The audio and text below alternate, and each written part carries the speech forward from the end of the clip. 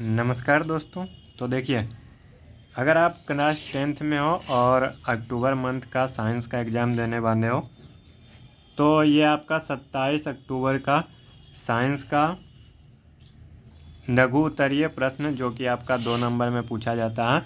इसमें आपका 10 प्रश्न है जिसमें कि आपको 5 प्रश्न बनाना है। तो देखिए, हम आपको 1 से 5 प्रश्न तक हम आपको इसमें बता देंगे। आपका यही प्रश्न आएगा, ठीक है। आप एग्ज़ाम में जाने के बाद आप मिला लीजिएगा या आप उधर से आइएगा तो फिर मिला लीजिएगा।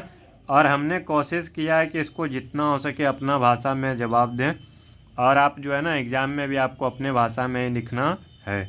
आपको देखिए एक चीज़ और बता दें कि इसको सिर्फ एग्ज़ाम में छाप नहीं देना है, इसको सिर्फ आपको याद भी करना है, क्योंकि आपको फाइनल एग्ज़ाम के लिए तैयारी भी करनी है। देखिए, प्रश्न संख्या 1 में है हमारा, प्रतिरोध की उत्पत्ति का कारण क्या है, यानी प्रतिरोध का उत्पत्ति का क्या कारण होता है। तो देखिए, इसका उत्तर होगा, जब किसी पदार्थ से विद्युत धारा प्रवाहित होती है तो वह पदार्थ जो है विद्युत धारा की प्रवाह का विरोध करता है, ठीक है। यानी जब किसी पदार्थ में या चालक तार में विद्युत धारा प्रवाहित होती है तो वो पदार्थ या चालक तार जो है ना विद्युत धारा की प्रवाह का विरोध करता है, जिससे चालक में क्या होता है, प्रतिरोध उत्पन्न होता है, जिसके कारण आप देखते होंगे कि कभी कभी तार जो है ना वो गर्म हो जाता है, कि ठीक है। यानी ऊष्मा जो उत्पन्न होता है वो किसके कारण होता है, प्रतिरोध के कारण होता है। चलिए, दूसरा प्रश्न है, चुंबकीय पदार्थ और अचुंबकीय पदार्थ क्या है।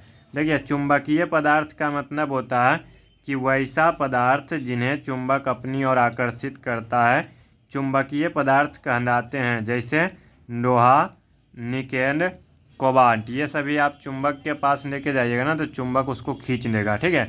लेकिन अचुंबकीय पदार्थ वैसे पदार्थ जिन्हें चुंबक अपनी ओर आकर्षित नहीं करते हैं अचुंबकीय पदार्थ कहलाते हैं, जैसे लकड़ी, प्लास्टिक, कोयला।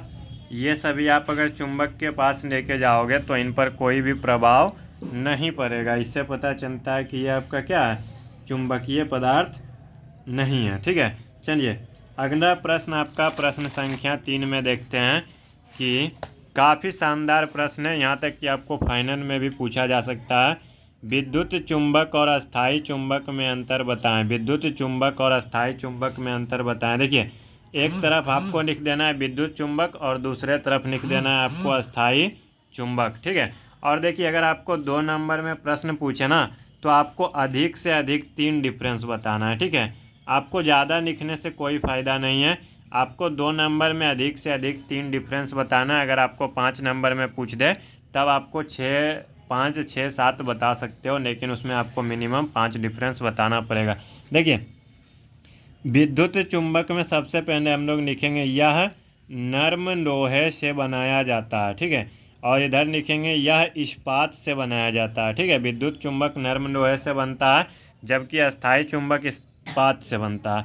फिर नंबर 2 में लिखेंगे इसका चुंबक अस्थायी होता है। इसका चुंबक क्या होता है, वो अस्थायी होता है, जबकि इसका चुंबक जो है अस्थायी होता है।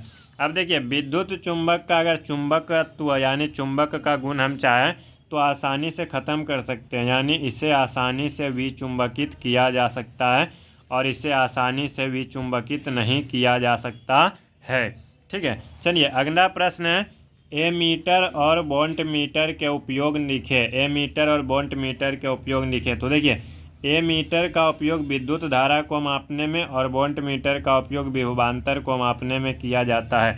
देखिए, हमने कोशिश किया है जितना हो सके अपना भाषा में आसान शब्दों में सभी का उत्तर आपको प्रोवाइड करवाएं। देखिए, हम ये नहीं है कि आपको सिर्फ 5 ही बताएंगे, आपको नेक्स्ट वीडियो में इसका पार्ट 2 में 6 से 10 तक भी बता देंगे, लेकिन आपको उत्तर लिखना है केवल 5। आप 10 का तैयारी करिए, लेकिन आपको जो उत्तर आसान लगे आप जो चाहो वो 5 उत्तर लिख सकते हो, 5 से ज़्यादा बिल्कुल भी नहीं। चलिए, समावयवी क्या है। समावयवी, तो देखिए, समान आणविक सूत्र लेकिन विभिन्न संरचना वाले यौगिक संरचना को समावयवी कहते हैं।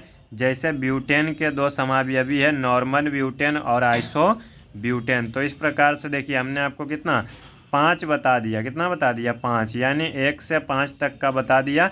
अगला आपका जो वीडियो आएगा उसमें हम आपको 6 से 10 तक बताएंगे। आप कमेंट करके बताइए कि क्या आपको 6 से 10 तक का उत्तर और दीर्घ उत्तरीय का भी उत्तर चाहिए, आप लोग कमेंट करके बताइए। और अगर आपको और भी कुछ पूछना है तो आप कमेंट करके पूछ सकते हो।